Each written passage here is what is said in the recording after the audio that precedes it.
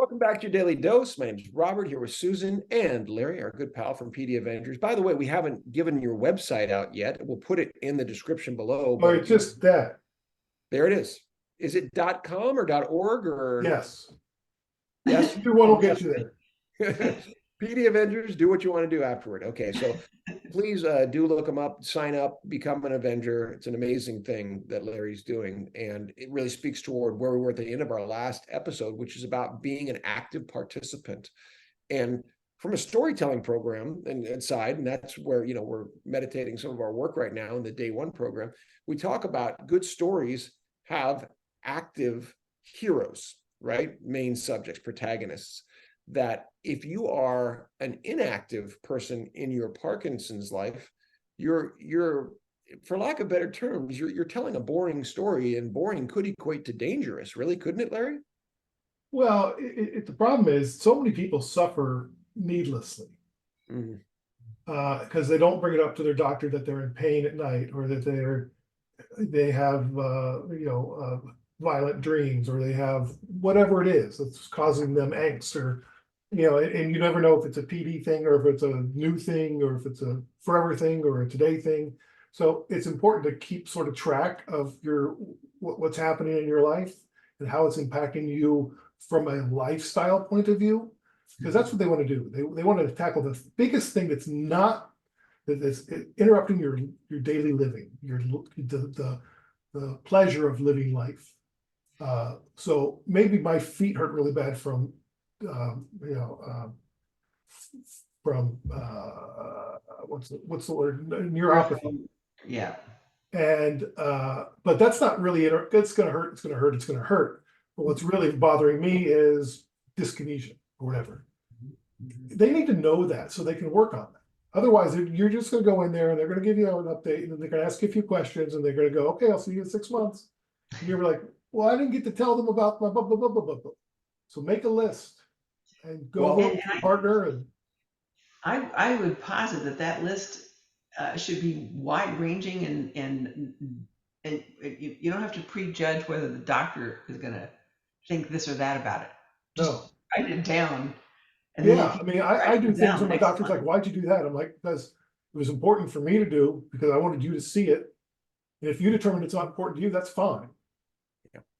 Mhm. Well, and also, I think not clipping yourself into a negative storyline that might be like, well, it's just impossible. I just have to deal with it. I mean, you could make a wish list, and really that there might be some kind of new research, new technique, new pill, new opportunity to say, oh, you thought that was forever? Well, that was Parkinson's 10 years ago. Now we can prescribe you this, or you might try that.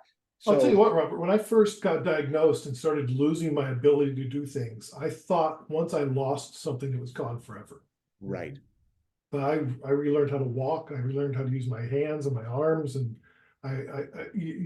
it's amazing what they can do with physical therapy, with occupational therapy, and with Cinemat. Just bumping your Cinemat up Yeah. can take can get your note writing skills back. I mean, Right. it's amazing. Well, And it's also amazing how quickly you can fall off a cliff into depression and Oh, giving up without trying and yeah. exercise faster. or trying or even imagining, right? Because at some point, like what you just said, Larry, the mindset of I've got this thing, and when it goes, it's gone forever, which I think is a very human fear that we all have.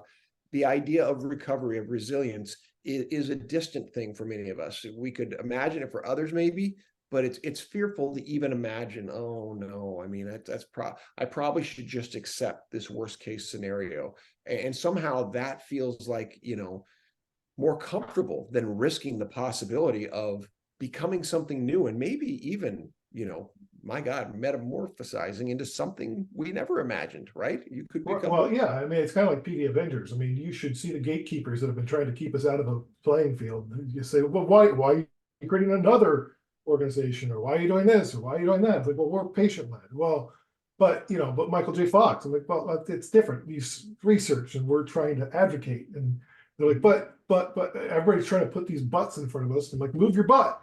It's great. Yeah, it's great. And the same goes for storytelling and improv. We get the Yes. same, what? What? move And butts. you bridge that gap with your background in improv and enjoying it and storytelling and Oh yeah, it's amazing how all that sort of comes together, and you're and you're able on a to journey right go on now a with journey. us. Yeah. Yeah. Well, to that end, and we'll button this for the next one, just to say, assuming you still have time, you have time for one more? One more. One more. Okay, good. That something maybe you hadn't imagined, and many people in this world don't, is that they would be improvising. And that's such a, you are a seasoned improviser at this point, but for many people, that's like one of the worst fears there are. So let's talk about that in a moment. Mythologizing or becoming an improviser in our next Daily Dose.